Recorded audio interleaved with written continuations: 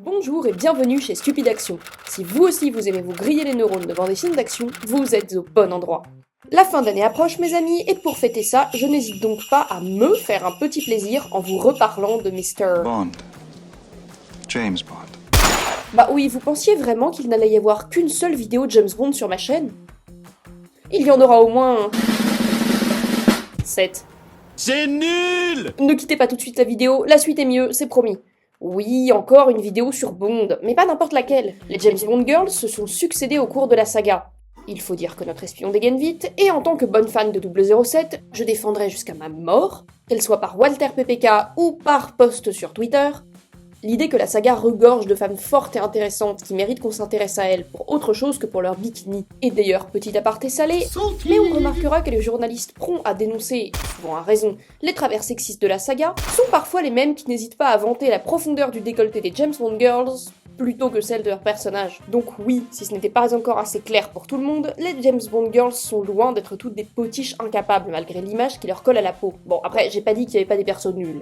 Mais ici, on voit le positif, et pour tout vous dire, j'ai longuement réfléchi à comment vous présenter mes James Bond Girls favorites. Et au bout d'environ 2 minutes, je me suis dit que comme ma chaîne commençait à prendre des vues, merci aux abonnés d'ailleurs, c'était l'heure d'un bon vieux top putaclic.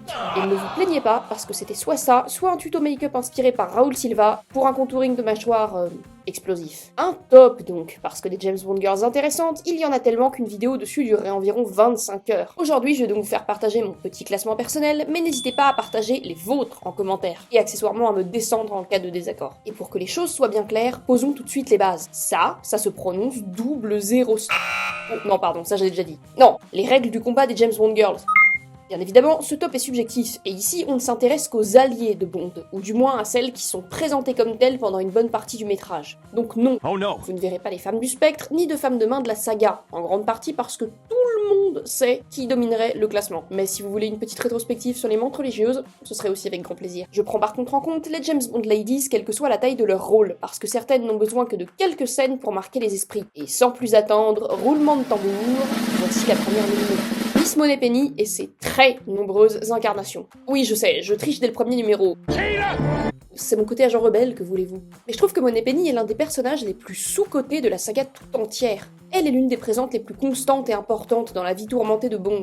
Et bien sûr, sa principale ambassadrice et actrice, c'est Lois Maxwell. Elle aura incarné l'incroyable secrétaire dans pas moins de 14 films. Les 7 apparitions de ce pauvre Roger Moore se font un peu éclater. Maxwell, c'est l'amour interdit de Bond, la femme qui arrive à tenir tête à conneries et amour. Et plus qu'un flirt à qui on rapporte des souvenirs de voyage, elle représente pour 007 l'inaccessible, la rendant précieuse et unique à ses yeux. Mais Moneypenny, c'est aussi une excellente professionnelle qui incarne une forme d'autorité pour les agents, même si elle n'a qu'un tout petit bureau et doit en plus servir de vestiaire à tous les 00, la pauvre. Bah oui, on l'oublie un peu trop souvent, mais plus qu'une grave-papier, c'est quand même la femme de confiance de M et son bras droit, c'est-à-dire celle qui aide à faire tourner toute une partie du MI6. Instant anecdote, mais historique cette fois. L'une des inspirations du personnage de Moneypenny, présent dès les romans d'Ian Fleming, serait peut-être Vera Atkins, la numéro 2 du service secret SOE qui envoyait des espions en Europe occupée pendant la Seconde Guerre mondiale. Vera Atkins, elle avait la réputation de tout gérer dans le service d'une main de maître, et apparemment Fleming aurait bossé avec elle sur quelques dossiers et l'aurait beaucoup apprécié. Plutôt badass comme modèle. Miss Moneypenny version Lois Maxwell, c'est aussi l'une des rares femmes de l'univers de Bond autorisée à vieillir, et du même coup à dépasser son simple rôle de sexe symbole. On la voit aussi sortir sur le terrain quelquefois, même si c'est en uniforme des douanes, probablement un bizutage du MI6. Son chant du cygne en radio en 85 dans Dangereusement Vôtre, en même temps que Roger Moore, ce qui rend ses adieux assez touchants parce que ça marque la fin d'une époque. Mais Moneypenny will return, et oui les amis, elle est ensuite revenue durant l'ère Dalton, sous les traits de Caroline Bliss, qui a plus de mal à marquer les esprits malgré ses très saillantes lunettes. Les 2 films de Timothy Dalton ne lui suffisent clairement pas pour recréer un style à part et nous en mettre plein la vue. C'est ensuite à Samantha Bond, aucune blague sur le nom, elle les a toutes entendues, qu'échouera le rôle. C'est d'ailleurs une amie d'enfance de Caroline Bliss, ce qui est rigolo mais pas très important, et elle endossera le rôle tout au long de l'ère Pierce Brosnan. Moneypenny version Bond. Non, je vais pas y arriver. Cette Moneypenny donc, c'est l'incarnation parfaite du personnage pour aller avec le playboy irlandais. Plus vivace, elle n'hésite pas à flirter frontalement avec lui et à lâcher quelques punchlines. Bienvenue dans les 90s. Tout comme sa prédécesseur, Non, elle me fait chier cette phrase. tout comme Caroline Bliss donc, Samantha Bond disparaîtra de l'écran en même temps que l'acteur principal, en 2002, ce qui est une bonne nouvelle puisque son personnage plus léger aurait pas vraiment cadré avec le 007 beaucoup plus sombre de Daniel Craig. Et d'ailleurs, en 2006 et 2008, retour aux sources oblige, pas l'ombre d'une Moneypenny, jusqu'à un retour en trombe en 2012 avec Skyfall, et ici c'est Naomi Harris qui prête ses traits à la secrétaire la plus badass du MI6. Son interprétation plus moderne nous présente une Moneypenny sur le terrain et qui règle ses comptes avec Bond. Me faites pas croire qu'elle a raté son tir. Mais elle aussi disparaîtra avec la fin de l'ère Daniel Craig puisque Naomi Harris ne semble pas prête à reprendre le rôle. Alors oui, je sais que ça peut paraître bizarre d'inclure une vraie fausse Bond girl dans un top, mais sa présence constante et consistante au cours de la saga en fait une espionne hors pair et l'une des plus importantes femmes dans la vie de James Bond. Une femme avec qui, comme toutes les autres qui comptent, il n'aura jamais d'avenir. Dur la vie d'espion. Numéro 6, Paloma dans No Time to Die. Bon, vous le savez si vous avez vu ma première vidéo sur la saga, mais No Time to Die c'est loin d'en être mon film préféré. En fait, je pense qu'il est dans mon top 5 en partant du bas. Mais parfois les amis, il y a la lumière au bout du tunnel et un super personnage dans un film raté. Et ce personnage c'est Paloma. Une Ana de Armas survoltée que Daniel Craig avait rencontrée sur le tournage de À couteau tiré et qu'il a réussi à imposer à la production. Franchement, quoi qu'on pense des choix de Craig pour No Time to Die, on peut tous le remercier pour celui-là. En quelques scènes, cette protégée de Felix Leiter et jeune recrue de la CIA vole la vedette à une Nomi unidimensionnelle et une Madeleine Swann transparente. Elle s'impose comme la révélation féminine du film. Décrite par son interprète comme pétillante et irresponsable, c'est pas moi qui le dis, Paloma est une espionne qui oscille entre l'incompétence totale et la violence décomplexée. Alors que les spectateurs commencent à se dire qu'elle va apporter une touche d'humour bienvenue à un film plutôt sombre et parfois chiant, eh bien Paloma nous prouve qu'elle sait aussi faire parler les flingues, les poings, les pieds et même les saillantes robes de soirée élégamment drapées. Ana de Armas a dit en interview que selon elle, la saga n'a pas besoin tant d'une égale de Bond que d'un personnage féminin impactant et marquant. Et c'est exactement ce qu'elle nous offre ici. Paloma, elle a une vraie personnalité et elle n'est ni une potiche incompétente embauchée comme emploi fictif au MI6, bonne nuit Marie, ni une énième égale de Bond qui a perdu sa personnalité au profit de ses compétences. Aussi simple que puisse paraître le mélange entre compétence et fantaisie, il est assez rare pour être noté dans la franchise, surtout parmi les femmes. Paloma n'a que 10 minutes à l'écran dans le film, mais ce sont clairement ces scènes qui m'ont permis de pas me sentir flouée d'avoir payé 12 € pour cette daube. Donc il va encore falloir se contenter pendant un bon moment. Et ça, au moins, ça nous laisse le temps de passer au prochain numéro. Je vous avais dit qu'il fallait toujours voir le positif. Je sais que je viens de citer Ana de Armas qui dit qu'on n'a pas vraiment besoin d'une égale de Bond, mais une seule lettre en plus et tout est bouleversé. Mesdames, messieurs, le Major Triple X. Ah! Je suis pas sûre de l'image à utiliser pour illustrer mes propos là. Anya Amasova, donc, agent d'élite du KGB, qui voit son amant tué par James Bond et a d'abord une dent en fer contre le britannique, mais finit par s'allier à lui pour combattre le mastermind Karl Stromberg, un vieux fou obsédé par la civilisation sous-marine. On va pas y aller par 4 chemins, L'espion qui m'aimait, sorti en 77, marque la 3e apparition à l'écran de Roger Moore, et c'est son meilleur film, et de loin. Il nous propose un super vilain, dans tous les sens du terme, des scènes marquantes avec une esthétique typique des 70s, un homme de main à la dent dure, blague contractuelle, un Roger Moore plus à l'aise que jamais, et bien sûr Barbara Bach, qui incarne une femme compétente et indépendante, prête à tout pour venger son amant perdu d'une balle de 00 et avec une passion pour les joints de culasse.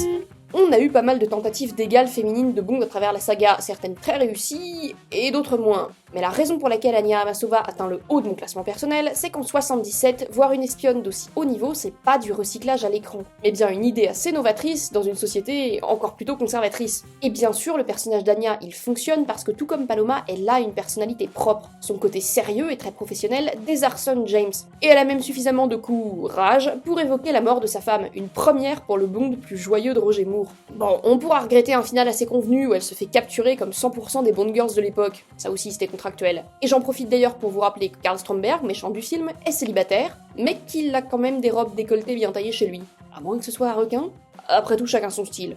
Bref, Barbara Bach incarne sans conteste l'une des Bond girls les plus iconiques des 70s, et si certains détails de son personnage peuvent nous paraître un peu datés, je garde un amour certain pour cette espionne cool qui a ouvert un océan de possibilités pour les futures femmes de la saga, autant sur le fond que sur la forme.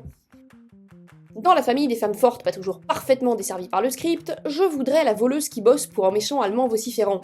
Non, pas le méchant auquel vous pensez, c'est Pussy Galore, joué par Honor Blackman, dont on traduira le nom par contenu d'une SPA afin d'éviter la suppression de ma chaîne. Anecdote historique, le retour, le prince Philippe d'Angleterre himself a aidé Blackman et les producteurs lorsqu'en 64, à la sortie de Goldfinger, la censure américaine trouvait le nom félin de la James Bond girl des plus déplacés et menaçait de faire interdire le film. En acceptant d'être pris en photo avec Honor Blackman et en professant son amour pour le métrage, Philippe a aidé 007 à se forger une réputation en or aux US et à passer entre les mailles des censeurs. Mais revenons à nos chatons. Pussy Galore, c'est presque la Selina Kyle de James Bond. une pilote au grand cœur qui bosse pour Goldfinger afin de se remplir les poches avant de virer de bord et de s'allier à 007. J'ai pas mal hésité à inclure Ursula Andress dans mon top avec son iconique Honey Rider, la chasseuse de coquillages en bikini. Pour tout vous dire, c'était pas facile de garder que 7 personnages. Mais je me suis aperçu en écrivant cette vidéo que Honey elle a presque servi de version bêta à Pussy Galore. Les deux sont des femmes indépendantes qui vivent en marge de la légalité et sont motivées par le profit, mais plus encore que Honey, Pussy elle est décidée à reprendre sa vie en main. Elle fait ses choix et gère d'une main de maître sa troupe de voleuses acrobates qui s'envoient en l'air. Trop fière d'avoir pu caser cette blague. Comme son nom le suggère, le personnage est assez cru et ne s'en laisse pas compter, et encore une fois, si aujourd'hui on voit plus une américaine moyenne, pour l'époque, elle tranchait avec les standards de femmes soumises et discrètes qui squattaient nos écrans. Et bien sûr, le personnage d'Honor Blackman est iconique parce que Goldfinger est l'un des meilleurs, si ce n'est le meilleur, film de toute la saga. Son statut mythique, avec un méchant et son homme de main incroyable, Sean Connery à sous prime, et même des morts dégueulasses, a permis au film d'acquérir une place à part dans le cœur des fans de Bond. Tout ce que touche Goldfinger semble se transformer en or, et ça vaut aussi pour Pussy Galore, qui bénéficie clairement d'une aura positive grâce à la réception du long métrage. Mais à rebours, on peut aussi se dire que c'est son personnage, allié à plein d'autres marquants et à une formule Bond parfaitement dosée, qui a permis à Goldfinger d'entrer dans la légende. Bref, l'œuf ou la poule, aux œufs d'or. Pardon, c'est promis, j'arrête mes jeux de mots à 2 balles et on passe au personnage suivant, la femme de Bond. Bon, si vous ne connaissez pas bien la saga et que vous êtes tombé sur ma vidéo au hasard, ça sonne un peu bizarre d'associer James Bond à une seule femme. Mais si vous avez vu Au service secret de Sa Majesté, un film au nom beaucoup trop long, vous n'avez pas pu oublier Tracy DiVincenzo, incarnée par Diana Rigg, qui a pour l'occasion laissé chapeau melon et bottes de cuir au vestiaire. Teresa, dite Tracy, est la fille rebelle d'un baron. Elle tente de se noyer au début du film et est sauvée par James qu'elle va recroiser peu après. C'est elle aussi une femme très intéressante qui a perdu son premier mari dont elle semblait séparée, en 69, c'est un sujet, et qui sait se faire remarquer par ses frasques, qui épuisent son père, le gangster Marc-Ange Draco. Au cours du film, elle sauve plusieurs fois James alors qu'elle n'est même pas espionne, suit toujours son instinct et prouve que oui, elle peut déboîter les sbires d'un Blofeld à bobsleigh. J'ouvre une mini parenthèse, mais c'est clairement l'une des séquences de la franchise qui ne cessera jamais de me surprendre. Incarnée avec délicatesse et finesse par Diana Rigg, qui pour moi porte le film puisque George Lazenby est pas encore tout à fait à l'aise à l'écran, Tracy irradie. La chimie entre les acteurs n'était apparemment pas toujours présente en coulisses, mais à l'écran, la magie opère de la première à la dernière scène du film, qui laisse le temps à leur relation de s'épanouir et permet à Tracy d'entrer dans la légende, et dans le cercle très fermé des vrais amours de l'espion au cœur dur. Et là, attention, on va parler de la fin. Oui, Tracy meurt le jour de son mariage, et pas à cause d'un traiteur qui aurait forcé sur le buffet, mais bien à cause d'Irma Bunt, femme de main de Blofeld, dont la pauvre actrice se jetait pas, est d'ailleurs elle morte pour de vrai peu de temps après le tournage. Tracy meurt donc, mais elle meurt libre, et sa fin conclut un arc narratif logique, qui lui a ironiquement permis de reprendre goût à la vie. Et aussi un arc qui met Bond dans une position de vulnérabilité inédite à l'écran. Pour notre plus grand bonheur, tristesse, les deux à la fois. Numéro 2, Christmas Jones en scientifique nucléaire dans Le Monde ne suffit pas. Mais non, on va parler d'une bonne scientifique de la saga, Natalia Simonova alias Isabella Scorupco dans GoldenEye. Encore une référence à GoldenEye ? Eh bah oui les amis, mais c'est pas de ma faute si le film est incroyable à autant de niveaux. Et le succès de GoldenEye, Natalia y est pour beaucoup. C'est la première fois, et même probablement la seule de la saga quand j'y pense, qu'on assiste au déroulé de non pas une, mais de 2 histoires au cours d'un film de James Bond. On a la quête de Bond lui-même, bien sûr, qui se lance sur les traces de Janus, un syndicat du crime russe et mystérieux, mais en parallèle, on suit aussi les aventures de la russe Natalia, programmeuse de satellite qui voit son existence bouleversée et mise en danger lorsque la base où elle bosse est attaquée et qu'elle est la seule rescapée. Très clairement, Natalia, elle déchire. Belle expression qui date de 1995. Oui, là on a le droit à une James Bond girl pleine de bon sens qui n'hésite pas à remettre James à sa place, logique, vu qu'elle ne le connaît pas et sait pas à qui faire confiance, et qui maîtrise même l'art du coup de pied de fouine dans le tibia, un art qui se perd. Elle est incarnée avec brio et réalisme par Isabella Scorupco, alias la femme qui sait rembarrer les journalistes en cas de questions indiscrètes. Et bien sûr, Natalia jouit d'un temps à l'écran et d'un arc narratif bien plus développé et important que la plupart des autres Bond Girls. Et ça, son actrice sait le mettre à profit. Elle est tout le contraire d'une jolie cruche sans personnalité, c'est une programmeuse qui sait de quoi elle parle et qui est proactive durant toute la durée du film, cherchant à savoir qui lui en veut et qui a trahi son équipe. Alors oui, j'entends déjà certains commentaires me dire « Tu penses pas que top 3 c'est un peu élevé ?» C'est pas non plus la femme de la vie de James Bond, et c'est vrai mon Pétia. Mais d'abord, une Bond Girl qui passe la moitié du film en cardigan, ça mérite le détour. Et surtout, ça fait toujours plaisir de voir des geeks dans un film d'espionnage. Avant l'ère des thrillers dégueulasses des années 2010 pleins de faux hackers, il était un peu plus rare de voir des vrais geeks à cheveux gras devant nos écrans, du type qui porte des suites avec des persos de dessins animés ou de moelleux pulls de grand-mère digne d'un clip de Macklemore. Forcément, ça tranche avec les personnages habituels et c'est un clin d'œil sympa aux fans. Natalia, elle est réaliste et c'est pour ça qu'elle offre le parfait contraste à d'autres aspects de la folie de GoldenEye. Un cardigan bien taillé, un martini bien secoué et un satellite bien désactivé. Parfois le bonheur, il est dans la simplicité. Le numéro 1 de cette vidéo ne sera pas une surprise pour grand monde, mais qui d'autre que Vesper Lynd pouvait vraiment ravir la première place? Le grand amour de James Bond.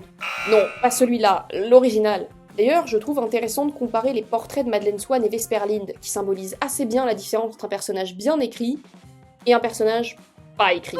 Montrer pourquoi Vesper Lynd est la James Bond girl ultime, c'est aussi montrer pourquoi la pauvre Madeleine Swann ne pouvait pas l'être, malgré l'insistance lourde des derniers films. On prend le temps de connaître Vesper tout au long de Casino Royale. Elle est d'abord antipathique à l'égard de James, à qui elle balance même ses 4 vérités et quelques belles punchlines qui la rendent automatiquement drôle et sympathique à nos yeux. Et bien sûr, le film met en parallèle les débuts d'un jeune Bond qui doit faire ses preuves, avec ceux de Vesper, une comptable tranquille qui semble avoir tiré le mauvais numéro et se retrouve mêlée malgré elle à une histoire d'espionnage international. Devant la caméra, le magnétisme d'Eva Green opère à merveille et elle permet à Vesper de presque hanter l'écran avec ses yeux clairs et sa présence trouble. Mais le personnage est aussi très bien écrit, parce qu'on passe l'immense majorité du film à la connaître de mieux en mieux, tout ça pour apprendre à la fin du film en même temps que James que Vesper Lynd reste tout à fait insaisissable et qu'on s'est trompé sur toute la ligne.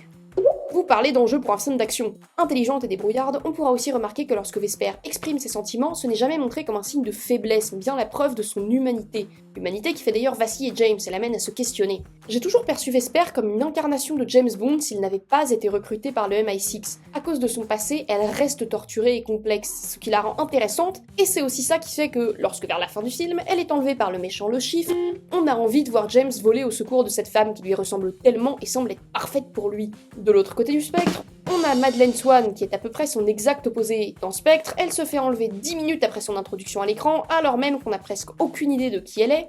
Et d'ailleurs, une fois qu'on a appris rapidement sa nature de fille de Mr. White, un ancien notable du Spectre, et ben on n'a plus grand chose à découvrir sur cette pauvre Madeleine, qui est d'abord froide et ensuite froide mais moins, telle une glace discount trouvée dans un Lidl ou Boris en train de décongeler.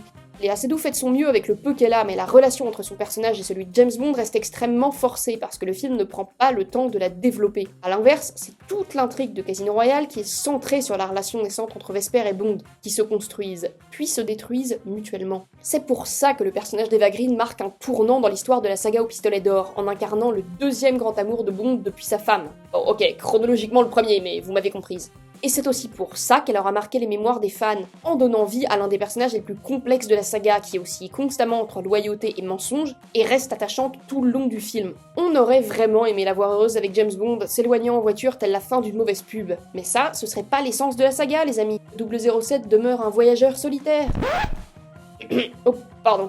C'est pour ça que Vesper reste la Bond Girl numéro 1, parce qu'elle a ses propres enjeux et arrive presque à voler la vedette à un tout jeune 007. Elle débarque dans le film comme banal fonctionnaire et repart avec un statut de légende. Qu'est-ce que vous voulez que j'ajoute à ça? Le cocktail parfait pour James et un personnage incroyable. Et c'est déjà la fin de cette petite vidéo. Encore une fois, mon classement est subjectif, la franchise compte un nombre fou de personnages féminins super cool, et je pouvais évidemment pas tous les lister. Mais vraiment, j'ai hâte de voir qui vous préférez, donc n'hésitez pas à me faire part de vos impressions. Et d'ailleurs, en écrivant ce top, j'ai réalisé que si la saga a plus mis en avant les femmes lors des dernières décennies, on avait déjà plein de dames badass dès les années 60 et 70. Certes, elles étaient pas toujours bien servies par le scénario, mais elles ont su marquer les esprits et toucher le cœur des fans. C'était donc une petite chronique plaisir avant Noël, on se retrouve vite, en tout cas plus vite que James Bond qui doit se refaire la façade avant le prochain film, et en attendant n'oubliez pas de vous abonner à la chaîne entre deux martinis, de liker et partager la vidéo si elle vous a plu, et bien sûr si vous voulez décider du sujet de la prochaine chronique, c'est dans les coms et sur Twitter. Et jusque là, bonne fête et bon grillage de neurones.